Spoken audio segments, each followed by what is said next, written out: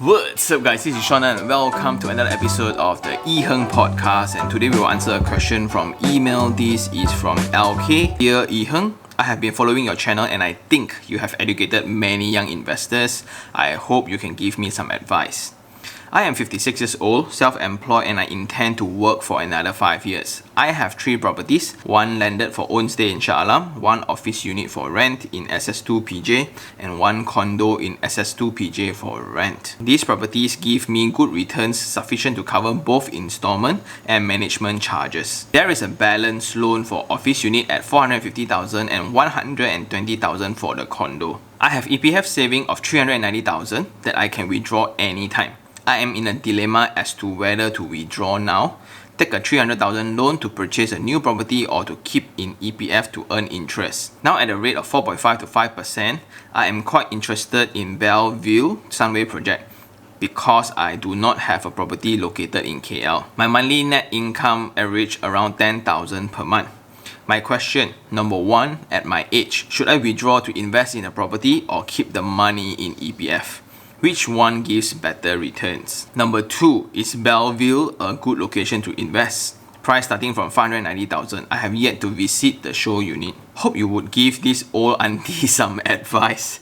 Thank you. Wow, so this really gives perspective, right? First of all, thank you very much, and let me try to sum up the question again. A woman at 56 years old got 3 properties, 1 staying, 2 renting out, both in PJ. 1 is an office, 1 is a condo. So balance for the loan and the condo is around 570,000 loan balance. But all this property gives her good returns that can cover installment and maintenance. So her EPF now is around 400,000. The question is whether to take this 400,000 out to buy properties or to keep it in EPF for the interest. My take, right, number 1 is I really admire and I hope, right, when I'm 56, I will still be as hungry, still be as motivated to earn more money, build more wealth, because I think that spirit just keeps people young. And there's something that I always tell the audience, right? With the current technology advancements that we have, we will live longer automatically. Because compared to 50 years ago, the average lifespan of a human being has already increased tremendously.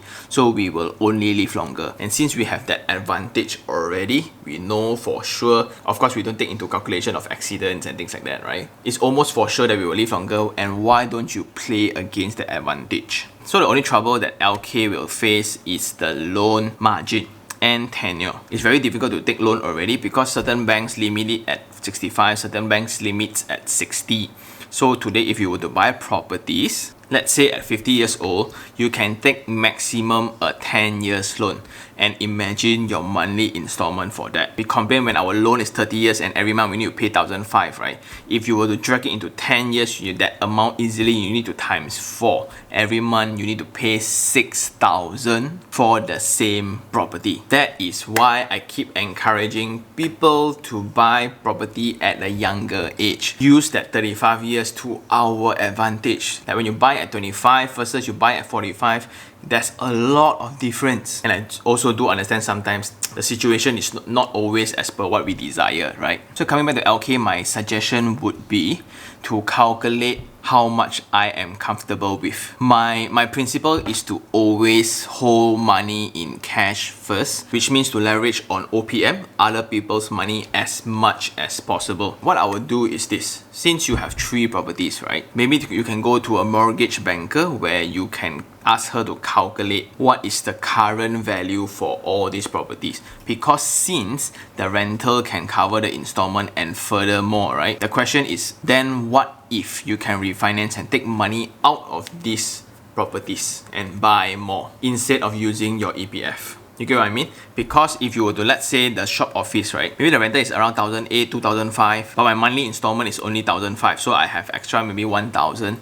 I'll take out the loan so that my installment amount is just nice matching with the rental rates. Instead of a surplus every month, now I will just draw equity out of the property and use it to buy this particular new property. And that's one of the highly used tactics for property investors to quadruple their wealth. I hold 3 now, another 10 years, the value of this property generally grow and my loan amount generally drop. So I will just cash out the difference again as my capital to flip again, and I will repeat again and again. So I will combo that cash with the amount of loan that I can get. So let's say if I were to book, once I book, I will try to ask how much loan I can get and what is the difference. So we will just figure out how to pile up the difference. So at the same time, I can earn money from EPF.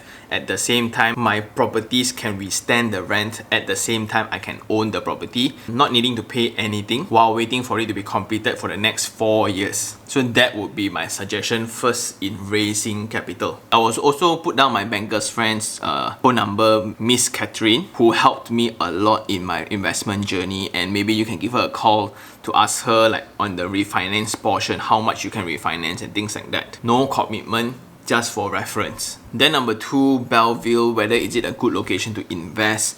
Just because you don't have a project in KL, right, I don't think that's a valid justification to buy a property lah. But I kind of know what you mean lah, because that KL address do fetch a certain premium to it. But I think decentralization is happening. People are okay to operate anywhere already, because now we are, even virtual is acceptable already. I think physical offices are not as important as before. Last time we really want that address just to be located in the name card every time we distribute to somebody else. Now, so what I would suggest about the project, I have not seen the project. I would encourage to visit more different projects. Always have the end in mind.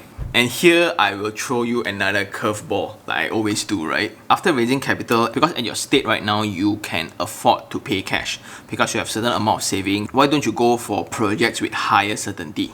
For example, if you were to go for offices around PJ or Damansara, right, there are a lot of sub-sale properties that can generate you 4 to 5% ROI, which means it can comfortably cover the installment after you pay up the 10% deposit. For example, now you have 390,000, right? Let's say we go for a property that is 500,000, an office that is 500,000. You need to cough out 100,000 in terms of capital. So 400,000 every month, you need to cough out around 2 to 3,000 maybe at your current loan margin. But then rental can pay you up to 1,900, 2,001. Then I think it's a go. It's way better than whatever that you get from EPF. Plus, you are not using your entire EPF fund. But the main difference would be certainty. There's existing tenants, existing rental data that can tell you instantly on the risk, on the returns and everything else. Instead of going for a property 4 years down the road that may or may not be a very good return. So there's also something to also think about, because when I have cash, I will try to use it to my advantage. For younger people who don't have capital, unfortunately, they can only go for new projects and hoping it will be a good buy. So that would be all for this episode. Thank you very much for sharing your story. Thank you very much for the question, because I am very, very inspired. I certainly hope, right, throughout this channel, like when I start sharing at my late 20s up to late 50s, we can really draft out the growth of property price and things like that, right? That will be so cool. And I think that's all for this episode. Thank you very much for sharing again. And if for others who still have any questions regarding real estate, do just email me at taniherng@gmail.com, or you can just DM me on Instagram, iherng, and I will see you on the next one. Ciao.